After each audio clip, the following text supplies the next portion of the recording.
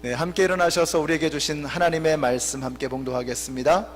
사무엘상 10장 1절에서 27절까지의 말씀인데요, 그 중에서 6절까지만 저희들이 교독하겠습니다. 사무엘상 10장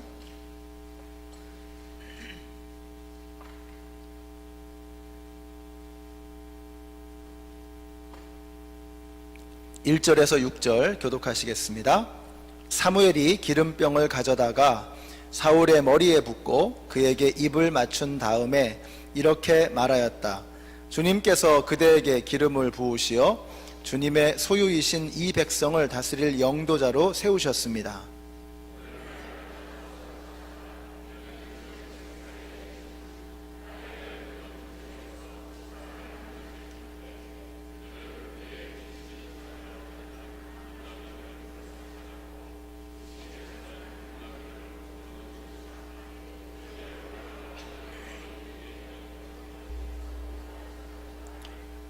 또 거기에서 더 가다가 다볼의 상수리 나무에 이르면 거기에서 하나님을 뵈려고 올라가는 세 사람을 만날 것입니다.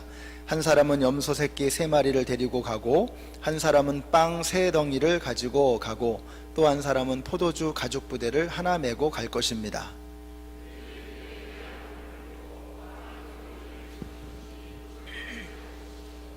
그런 다음에 그대는 하나님의 산으로 가십시오. 그곳에서 블레셋 수비대가 있습니다. 그곳을 지나 성읍으로 들어갈 때에 검은고를 뜯고 소구를 치고 피리를 불고 수금을 뜯으면서 예배 처소에서 내려오는 예언자의 무리를 만날 것입니다. 그들은 모두 춤을 추고 소리를 지르면서 예언을 하고 있을 것입니다. 그러면 그대에게도 주님의 영이 강하게 내리어 그들과 함께 춤을 추고 소리를 지르면서 예언을 할 것이며 그대는 전혀 딴 사람으로 변할 것입니다. 아멘. 우리 5분 이상에게 축복해 주세요. 하늘 복 받으세요. God bless you. 하늘 복 받으세요. God bless you. 하늘 복 받으세요. 하늘 복 받으세요. 네, 혹시 통역이 필요하시면 우리 트랜슬레이션이 있습니다. 그래서 여러분 통역을 이용하실 수 있습니다. 자, 사울이 드디어 왕위에 이제 오르게 됩니다. 이 사울이라고 하는 사람의 특징은 이 사람이 어디 하나 흠잡을 데 없는 참 꽤 괜찮은 사람이다 하는 것입니다. 유력한 가문 출신이었고 뼈대 있는 족보를 가지고 있습니다. 거기다가 인물 좋죠? 성실하기까지 합니다. 그러니까 어디 하나 빠지는 데가 없는 괜찮은 인물입니다. 근데 그 속을 좀 가만히 들여다보면 한 가지 부족한 게 있습니다. 그가 영적으로 민감하지 못한 사람이었다는 것입니다. 허우대는 멀쩡한데 속이 비어있는 듯한 그런 사람이었습니다. 이 사무엘을 만나게 되는 과정을 봐도 사울은 사무엘에 대해서 알지도 못했습니다. 자신이 노력을 다 기울인 다음에 가망이 없음을 알고 이제 그냥 딱 포기를 해버리는 거죠. 거기까지의 수준으로 살아가는, 내가 해서 안 되면 그걸로 끝내는 그런 정도의 사람이었다는 것입니다. 오히려 종이 사울에게 이 사무엘의 존재에 대해서 가르쳐주고 우리는 할 수 없지만 하나님이 도와주시면 되지 않을까요? 라고 제안을 했습니다. 사울은 영적으로 둔감한 사람이었습니다. 그래서 그에게는 영적인 지도자였던 사무엘의 도움이 반드시 필요했습니다. 자, 그러면 사무엘이 뭘 해주나? 오늘 본문의 1절에 보니까 사무엘이 사울의 머리에 기름을 부었습니다. 하나님께서 능력을 주시고 이제 내 사람으로 쓰겠다 하는 이런 표시로 기름을 부어주신 것입니다. 근데 그 표현이 참 재밌습니다. 1절 보세요. 주님께서 그대에게 기름을 부으시어 라고 했습니다. 자, 지금 기름을 부은 사람이 누구예요? 사무엘이 부었죠. 근데 사무엘이 뭐라고 말합니까? 주님께서, 하나님께서 기름을 부으셨다, 이렇게 말씀하고 있는 것입니다.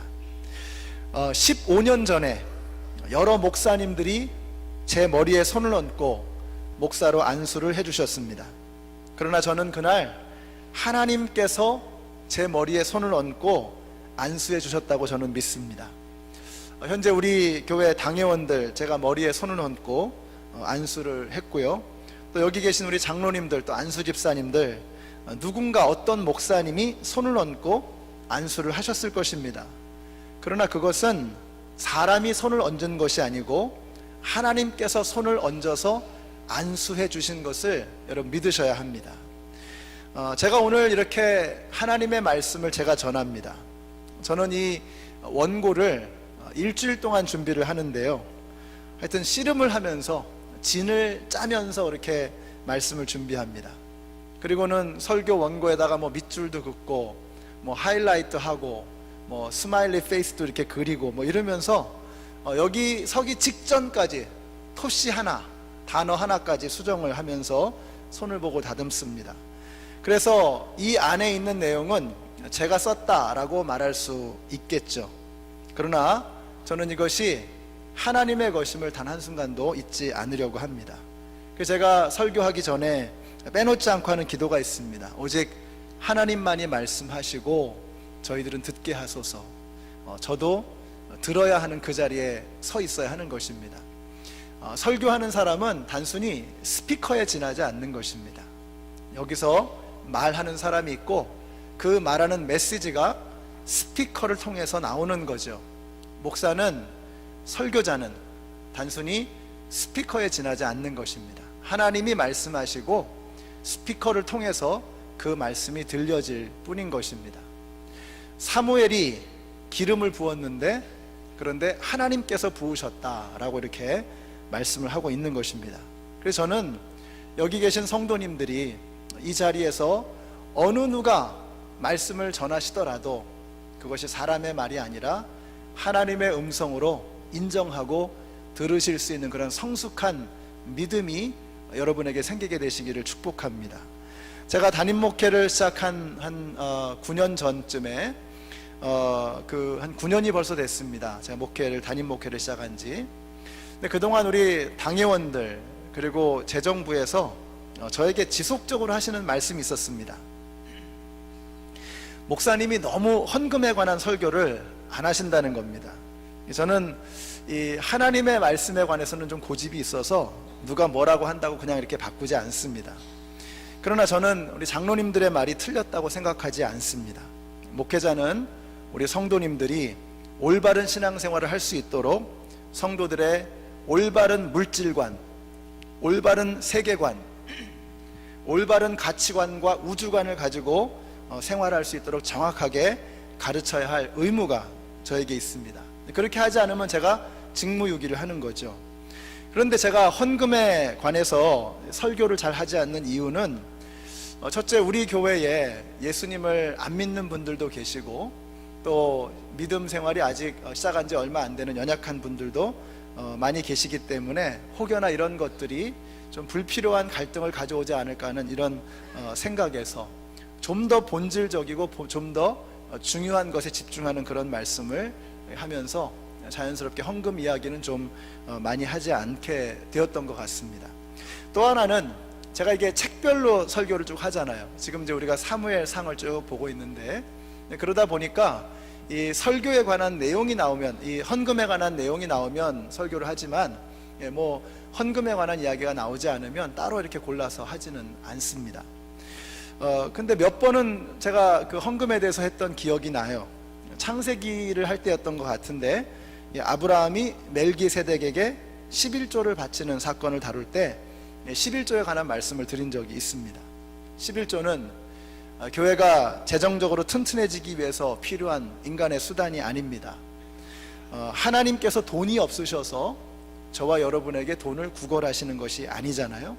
11조는 하나님이 이 땅의 주관자이심을 믿는 사람들이 자신에게 있는 모든 것이 다 하나님의 것임을 고백하는 믿음의 표현인 것입니다. 열의 하나를 드림으로써 이 모든 것이 다 하나님의 것임을 고백하는 성경의 방법입니다. 그래서 여러분이 예수님을 믿고 하나님의 자녀가 되었다면 건강한 헌금 생활을 하셔야 합니다. 우리 목자 목녀님들을 임명할 때 서약서에 11조 드릴 것을 약속하는 항목이 있죠. 장로나 안수 집사를 세울 때 기본적인 요건이 우리 교회의 공적인 예배를 빠지지 않고 드리겠다는 것, 그리고 헌금 생활을 온전하게 하겠다는 것, 이 두 가지가 굉장히 중요한 요소입니다. 저희 교회에서는요, 돈 많다고 장로되는 그런 일 없습니다. 세상에서 유명하다고 직분을 받는 일도 없습니다. 그러나 자신의 욕심 때문에 올바른 헌금 생활을 하지 못하는 것은 분명 잘못입니다. 정말 형편이 어려운 분들도 계십니다. 제가 그렇게 말씀을 드렸죠. 우리가 10의 1이 어려운 경우에 100의 1, 50의 1, 30의 1, 20의 1 이렇게 점점 더 11조로 가까이 다가가는 그런 노력을 기울이는 것이 중요하다, 이런 말씀을 드렸습니다. 여러분들이 10의 1을 드릴 수 있는 여건과 믿음을 주시옵소서, 이렇게 기도하는 것이 필요한 것입니다. 여러분, 제가 이렇게 보니까요, 돈이 있다고 헌금하는 게 아니에요. 믿음으로 하는 것입니다.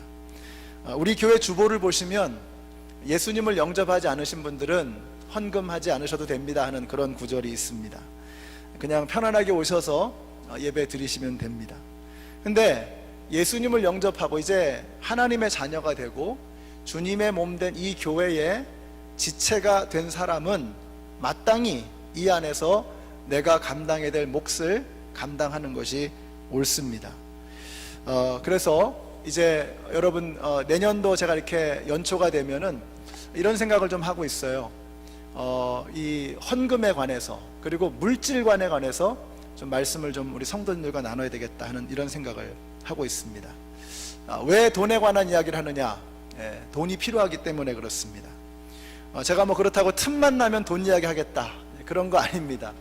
그냥 시리즈로 한번 이렇게 딱 하려고 생각을 하고 있습니다. 여러분, 이 시대에 가장 큰 우상은 돈입니다.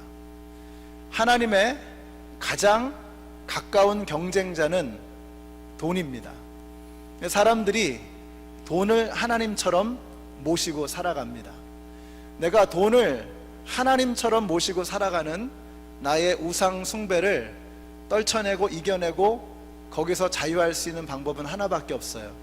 하나님 앞에 온전한 헌금 생활을 하는 것입니다. 그래서 우리 안에 있는 하나님 노릇하는 것이 돈이기 때문에 그 돈의 문제를 분명하게 해결해야 되는 것입니다. 그래서 여러분이 김 목사가 변했구나, 헌금 설교 안 하다가 이렇게 또 갑자기 헌금 설교를 하네, 이러지 마시고, 제가 말씀드리는 포인트는 뭐냐면, 여기서 선포되어지는 하나님의 말씀은 사람이 하는 것이 아니라 우리 믿음의 공동체에 주시는 하나님의 메시지인 것으로 받으실 수 있는 저와 여러분이 되시기를 바랍니다. 제가 이제 기름을 부은 후에 사무엘이 사울에게 세 가지의 징표를 보여줍니다. 오늘 그 징표 이야기를 좀 하려고 그래요. 첫째는 뭐냐? 어떤 사람을 만날 텐데 이 사람들이 잃어버렸던 암나귀를 찾았다고 말해줄 것이다, 이렇게 사무엘이 이야기를 해주는 겁니다. 2절 보세요. 오늘 나를 떠나서 가시다가 베냐민 지파 셀사에 이르면 라헬의 무덤 근처에서 두 사람을 만나실 터인데 그들은 그대의 부친이 찾으러 다니던 암나귀들은 벌써 찾았고 부친께서는 암나귀들 걱정은 놓으셨지만 이제 오히려 아들과 종의 일이 걱정이 되어 찾고 계신다고 말할 것입니다. 자, 무슨 이야기인가요? 뭐 다른 거 다 제쳐놓더라도 굉장히 디테일하다 하는 걸 느낄 수가 있어요. 몇 날, 몇 시에, 어떤 곳에서 이러이러한 일들이 일어날 것이다. 한 사람도 아니고 세 사람도 아니고 두 사람이 이런 이야기를 해주실 것이다, 이렇게 이야기를 하고 있는 것입니다. 굉장히 구체적으로 마치 손바닥을 보는 것처럼 상세하게 이야기를 하죠. 거기다가 겉으로 이렇게 보는 게 아니라 속마음까지. 그래서 너희 부친이 염려하는 게 이제 암나귀 걱정이 아니라 너희들을 걱정하고 있다라는 그 부친의 걱정까지도 정확하게 꿰뚫어 보고 계시는 거예요. 그러니까 우리는 여러분 불안해할 필요가 없는 것입니다. 하나님께서 다 보고 계시는 거예요. 오늘 저와 여러분들 여기에 나와 계시는데 우리가 그냥 여기 앉아 있으니까 다 똑같은 것 같잖아요. 그러나 100사람이 모이면 10,000사람이 모이면 만 사람, 백 사람이 다 다른 스토리를 가지고 여기 오는 겁니다. 근데 하나님께서 그 모든 과정들을 다 보셨다는 거예요. 여러분의 형편과 여러분의 쓰린 속마음과 멍든 가슴과 힘들고 어려운 그 모든 눈물까지도 하나님께서 다 보고 계신다는 것입니다. 우리의 겉으로 드러나는 형편뿐만 아니라 사울의 아버지의 속마음까지 꿰뚫어 보셨던 것처럼 우리 하나님께서는 우리의 마음까지도 다 헤아리고 계신 것을 여러분 믿으시기 바랍니다. 그러므로 우리는 불안할 필요가 없습니다. 하나님이 다 아시니까. 우리를 사랑하시는 분이, 우리를 위해서 죽기까지 하신 분이 우리의 속마음을 아시니 우리가 염려하거나 불안할 필요가 없는 것입니다. 자, 그렇기 때문에 또 우리는 위선적이어서는 안 됩니다. 거짓말을 해서는 안 되는 거죠. 이런 질문을 좀 던져보고 싶습니다. 아무도 없는 곳에서 나는 누구인가? 한번 스스로에게 한번 질문을 던져보세요. 아무도 보지 않는 그곳에서 나는 어떤 사람인가? 그것이 어쩌면 진짜 나일지도 모릅니다. 우리가 하나님 앞에서 위선적인 신앙생활이 아니라 참되고 진실한 신앙생활을 했으면 좋겠습니다. 겉과 속이 일치하는 한결같은 사람이 되었으면 좋겠습니다. 한결같다, 결이 하나인 거죠. 양파처럼 여러 겹이 아니라 한 결인 것입니다. 영어로는 인테그리티라고 말하죠. 정말 겉과 속이 일치하는 한결같은 사람. 그런데 이게 세상에서는 어리석은 겁니다. 한결같다는 거. 세상에서는 미련한 겁니다.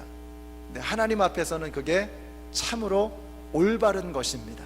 하나님은 한결같은 사람을 기뻐하세요. 겉과 속이 일치하는 사람을 하나님께서는 기뻐 받으시는 것입니다.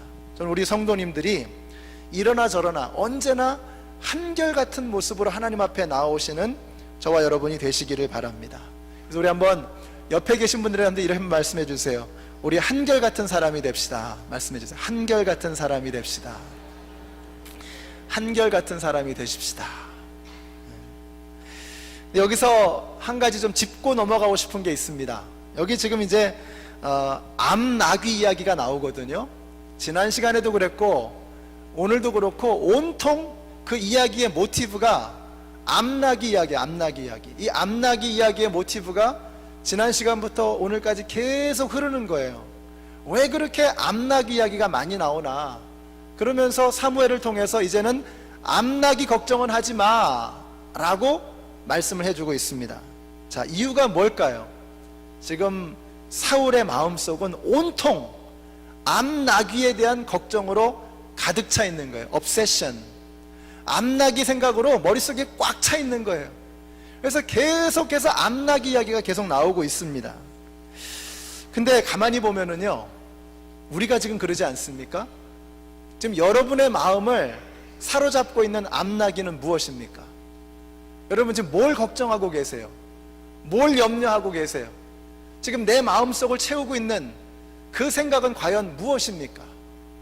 사울이 암나귀 이야기로 자신의 생각을 꽉 채우고 있었던 것처럼 우리도 지금 수많은 걱정과 근심과 염려로 우리의 마음을 채우고 있는 것은 아닌가 하는 것을 돌아보아야 하는 것입니다. 사울이 왕으로서 자신의 일을 감당하기 위해서는 반드시 해야 되는 일이 암나귀에 대한 걱정을 내려놓아야 한다는 거예요. 암나귀에 대한 걱정을 내려놓지 않으면 다른 것이 들어올 수 없어요. 오늘 이 시간에도 우리가 말씀도 듣고 찬양도 듣고 또 예배를 드리는데 저와 여러분의 마음속의 생각이 다른 어떤 세상의 근심과 걱정과 염려로 꽉 차 있다면 아무것도 새롭게 들어올 수가 없는 거예요. 나를 부인하고 비울 때 하나님께서 예비하신 은혜가 내 안에 채워지게 되는 것입니다. 베드로가 이렇게 얘기했어요. 너희 모든 염려를 다 주께 맡겨버리라. 이는 저가 너희를 권고하심이니라. Cast all your anxiety because He cares for you. 하나님께서 우리를 사랑하시니 Cast all your anxiety, 너의 모든 근심과 걱정을 하나님 앞에 다 내어놓으라는 것입니다. 우리 예수님도 이렇게 말씀하셨죠. 수고하고 무거운 짐진 자들아 다 내게로 오라. 내가 너희를 쉬게 하리라. Come to me, all you who are weary and burdened, and I will give you rest. 너가 지고 있는 모든 무거운 짐들, 걱정들 주님 앞에 다 가지고 와서 내려놓으라는 거예요. 그러면 내가 너에게 쉼을 주겠다라고 말씀하는 것입니다. 여러분, 몸 피곤하시죠? 생각이 복잡하시죠? 마음이 무거우시죠? 자녀들에 대한 걱정, 미래에 대한 불안, 내일에 대한 염려, 잠이 안 오시죠? 우리가 너무 피곤하게 살아갑니다. 우리 주님에게로 나오십시다. 그래서 여러분의 마음을 사로잡고 있는 그 암나귀를 내려놓아야 합니다. 그리고 주님 앞에 내려놓으면 우리 주님께서 우리의 마음속에 날개를 돋친 듯이 날아가게 하는 하나님의 힘을 부어주실 줄로 믿습니다. 주님 안에 참된 평화가 있습니다. 암나귀를 내려놓지 않으면 하나님의 은총과 은혜를 내가 누리며 살아갈 수 없다는 것입니다. 자, 두 번째 징표는 베델로 올라가는 세 사람에 관한 이야기입니다. 저는 이 장면을 읽으면서 여러분이 좀 마음속에 그림을 좀 그려보시면 좋겠어요. 한번 그림을 그리면서 3절의 말씀 한번 보세요. 또 거기에서 더 가다가 다볼의 상수리 나무에 이르면 거기에서 하나님을 뵈려고 올라가는 세 사람을 만날 것입니다. 한 사람은 염소 새끼 3마리를 데리고 가고, 한 사람은 빵 3덩이를 가지고 가고, 또 한 사람은 포도주 가죽 부대를 하나 메고 갈 것입니다. 여기 이게 뭐가 뭐냐, 포도주가 뭐냐, 빵이 뭐냐, 염소가 뭐냐, 이런 거를 따지는 것보다 더 중요한 게 있어요. 이거를 내 마음속에 한 장의 그림으로 딱 볼 수 있어야 돼요. 자, 이게 뭐에 관한 말씀일까요? 이것은 예배에 관한 말씀입니다. 예배.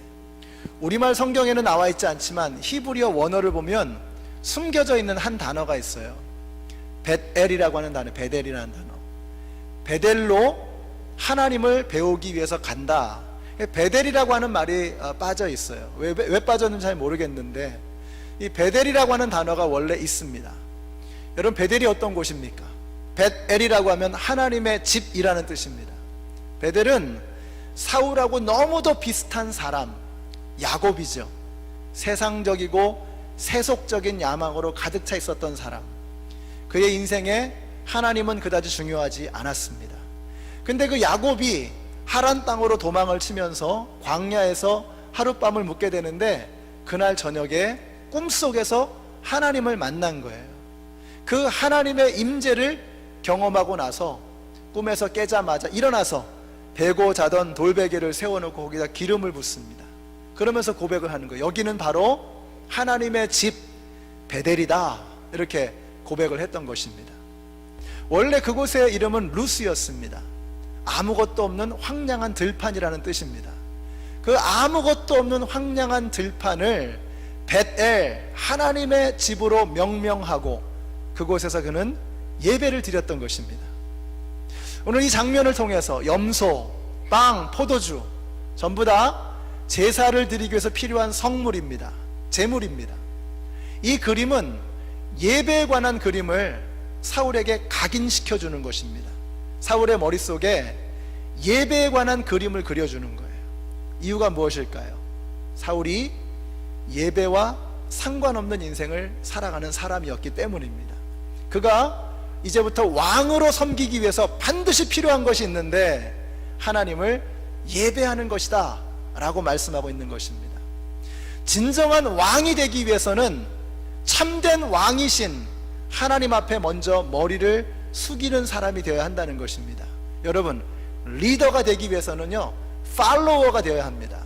리더십이 살아나기 위해서는 팔로우십이 살아나야 됩니다. 하나님 앞에 먼저 따라가고 하나님 앞에 먼저 머리 숙이고 진정한 왕 되시는 하나님을 왕으로 인정하는 그런 사람이 되어질 때 그 사람을 통해서 리더십이 나오고 그 사람을 통해서 하나님의 능력이 나오기 시작하는 거예요. 사울에게 그게 없었던 거예요. 인물 괜찮고 모든 조건이 완벽해요. 그런데 내면적인 성숙함이 없는 거예요. 하나님을 경험하고 하나님을 만나는 그 소중함에 대해서 조금도 마음속에 두고 있지 않은 그런 사람, 그것이 바로 사울이었던 거예요. 그래서 사울에게 예배에 관한 그림을 그려주고 있는 것입니다. 사랑하는 성도 여러분, 저는 여러분이 오늘 예배를 통해서 하나님을 만나는 은혜가 있게 되시기를 축복합니다. 우리의 마음속에 진정한 왕이신 하나님을 나의 삶의 주인으로 모시는 이것이 분명하게 되어지면은요, 세상이 두렵지 않은 거예요. 이제 왕을 확인했는데, 이분이 나를 위해서 죽으신 것을 확인했는데, 여러분 무서울 게 무엇입니까? 두려울 게 무엇입니까? 그러므로 우리의 인생의 능력은 하나님 앞에 머리를 숙이고 예배하는 바로 이 자리에서부터 시작이 되는 거예요. 하나님을 왕으로 모시면 세상이 두렵지 않습니다. 근데 여러분이 돈을 왕으로 모시면, 사람과의 관계를 왕으로 모시고, 인기를 왕으로 모시고, 나의 외모를 왕으로 모시면 세상의 모든 게 다 두려운 거예요. 오늘 여기 계신 모든 분들이 하나님을 왕으로 모시고 하나님 앞에 머리 숙이심으로 말미암아 세상에 나서 두려움 없이 멋진 승리를 거두는 우리 모두가 되시기를 예수님의 이름으로 축원합니다. 하나님 안에 세상이 줄 수 없는 기쁨이 있는 거예요. 그래서 예배는 부담이 아니라 능력입니다. 하나님의 능력을 받는 시간이죠. 예배는 내가 드리면서 힘이 빠지고 지치고 졸리고 이게 아니고, 예배를 통해서 우리는 세상을 이길 수 있는 능력을 공급받게 되는 것입니다. 저는 저와 여러분에게 예배가 그냥 해야만 하는 부담, 듀티, 의무 이런 것으로 여겨지지 마시고, 예배를 통해서 하나님을 만나는 기쁨을 만끽하시고 이 안에서 기뻐 뜀을 뛰고 춤을 출 수 있는 우리 모두가 되시기를 예수님의 이름으로 축원합니다. 그래서 여러분, 예배를 소중하게 여기는 사람, 예배를 통해서 하나님을 만나는 사람, 하나님의 놀라운 축복 가운데 여러분 살게 될 것입니다. 자, 세 번째로 마지막으로 보여주시는 증표는 사울이 하나님의 영을 받고 새 사람으로 변화되는 겁니다. 6절 보세요. 우리 같이 한번 읽어보실까요? 시작. 그러면 그대에게도 주님의 영이 강하게 내리어 그들과 함께 춤을 추고 소리를 지르면서 예언을 할 것이며 그대는 전혀 딴 사람으로 변할 것입니다. 다른 번역에 보면 새 사람으로 변할 것입니다. 새 사람이나 딴 사람이나 같은 말입니다. 이스라엘의 왕은 사울의 팔자가 아니었습니다. 그는 그런 일을 할 만한 사람도, 해본 적도, 하고 싶은 마음도 없었던 사람입니다. 그런데 하나님께서 그를 부르시는 것입니다. 여러분, 하나님께서 부르시면 하나님께서 그 일을 감당할 수 있는 능력도 주시는 것을 믿으시기 바랍니다. 이게 믿음으로 일하는 거죠. 여러분, 하나님께서 우리에게 그런 능력을 주실 거예요. 누구든지 그리스도 안에 있으면 새로운 피조물이라, New Creation. 그러므로 우리가 하나님 앞에서 완전히 새로운 피조물로 거듭나게 되는 것입니다. 오늘 본문의 1절에서 기름 부음을 받았다는 말이 나오는데, 우리가 성령의 기름 부음을 받고 새 사람이 된 것입니다. 우리는 이미 예수님을 그리스도로 영접함으로 성령의 세례를 받고 성령의 기름 부으심을 받고 새 사람이 된 것을 믿으시기 바랍니다. 이미 우리의 신분은 그리스도 안에서 새 사람이 된 거예요. 이제 우리가 해나갈 일은 뭐냐? 그 신분에 걸맞는 새로운 사람으로 변화되어져 가는 것입니다. 우리의 신분은 바뀌었어요. 그러나 우리의 습관과 행동은 여전히 옛사람의 모습인 것입니다. 그러므로 날마다 예수님 안에 머물므로 우리는 점점 더 주님을 닮아가는 새 사람으로 변화되어져 가는 성화의 과정을 걸어가게 되는 것입니다. 그러므로 끊임없이 예수님 안에, 주님의 임재 안에, 예배 가운데, 말씀 가운데 뿌리를 받고 주님 앞으로 나아가는 삶을 통해서 우리는 점점 더 새로운 사람으로 변화되어져 가는 것입니다. 사울이 옛사람의 모습으로, 옛날 모습으로는 절대로 왕으로 섬길 수 없었어요. 새 사람이 되어야 한다는 것입니다. 내가 너에게 새로운 영을 부어주겠다, 주님의 영을 부어주겠다, 내가 너와 함께 하겠다, 너를 도와주겠다라고 우리 주님께서 말씀하시는 것입니다. 우리가 예수님을 영접하면 이런 어마어마한 역사가 우리 가운데 시작되는 것을 믿으시기 바랍니다. 오늘 말씀을 마치겠습니다. 긴가민가하는 사울에게 하나님은 친절하시게도 세 가지의 증표를 오늘 보여주셨습니다. 근데 사울은 어떻습니까? 여전히 확신이 없어요. 그래서 사람들이 우리 왕이 어딨냐라고 찾을 때 사울이 어디 있었죠? 22절 보세요. 그 사람이 여기에 와 있습니까? 주님이 대답하십니다. 그는 짐짝 사이에 숨어 있다. 이렇게 이야기합니다. 사울은 지금 짐짝 사이에 숨어 있는 것입니다. 여전히 확신이 없는 거예요. 하나님이 그렇게 놀라운, 우리의 머리카락이 쭈삣 솟을 만큼 어마어마한, 상상도 할 수 없는 그런 기적을 보여주시고, 그런 이적을 보여주시고, 그런 일들을 예언해 주시는데 그걸 다 몸소 겪으면서도 확신이 없는 거예요. 여러분 어떻습니까? 많이 본 모습 아니에요? 우리가 그러지 않아요? 우리가 그렇게 하나님을 경험하고, 그렇게 하나님의 역사를 경험하고, 하나님의 기적을 경험하고, 이 모든 것이 다 하나님의 은혜입니다, 하나님이 도와주셨습니다, 그렇게 맨날 고백하면서도 우리는 여전히 확신이 없습니다. 우리는 여전히 흔들리기만 합니다. 그 모습은, 이 사울의 이 모습은 바로 우리들의 모습인 것입니다. 아, 사울은 왜 맨날 그 모양이야? 그게 우리의 모습이라니까요. 여러분 2016년 이제 한 주 남았습니다. 다음 주가 마지막 주일입니다. 한번 돌아보세요. 우리가 어떻게 살았습니까? 주님의 은혜로 산 거 아니에요? 우리의 심장 박동이 단 한순간이라도 멈췄다면 우리는 여기 나와 있을 수 없습니다. 우리 인간의 몸속에 핏줄을 일렬로 쫙 세우면 지구를 몇 바퀴를 돈대요. 근데 그 몇 바퀴나 도는 그 핏줄이 하나도 막히지 않고 잘 돌아서 멀쩡하게 우리가 지금 이 자리에 나와 있습니다. 우리가 숨 쉬는 것이, 우리 심장 박동이 계속 요동치는 것이, 이게 기적입니다. 하나님께서 우리의 자녀들을 돌봐주셨고, 우리의 가정을 지켜주셨고, 우리의 사업을 이끌어 주셨고, 여기까지 오게 하셨는데 우리는 다 잊어버리고 여전히 확신이 없어요. 사랑하는 성도 여러분, 짐짝 사이에서 이제는 우리 나가십시다. 그래서 하나님께서 그동안 나에게 베풀어 주신 그 은혜를 돌아보면서 이제는 하나님께서 나와 함께 하시고, 2017년에도 하나님께서 우리의 삶을 붙들어 주셔서 내가 이제는 주님께서 맡겨주시는 그 사명, 주님께서 부탁하시는 그 명령을 주님 기쁨으로 감당하겠습니다. 제 힘으로는 안 되는 거 압니다, 주님. 그래서 주님의 영이 저를 감싸주시고 하나님께서 저를 붙들어 주셔야 되겠습니다. 주님이 함께 하시면 주님, 제가 두려워하지 않고 짐짝 틈 사이에 숨지 않고 일어서겠습니다. 이렇게 고백하시고 주님 앞에 함께 나아가시는 우리 모두가 되시기를 우리 예수님의 이름으로 축원합니다. 기도하겠습니다. 좋으신 사랑의 하나님, 주님의 은혜를 감사합니다. 수 없는 증표를 저희의 인생 가운데 끊임없이 보여주셨고 증명해 주셨음에도 불구하고 여전히 확신이 없는 사울의 그 모습은 바로 우리의 모습임을 고백합니다. 올해에도 우리의 삶 속에 베풀어 주신 그 어마어마한 사건들을 저도 잊지 않게 하시고 돌아보며 감사하게 하시고, 2017년은 이제 짐짝 틈사이에서 빠져나와서 주님의 부르심에 순종하는 저희들 되게 하여 주시옵소서. 예수님의 이름으로 기도드렸습니다. 아멘.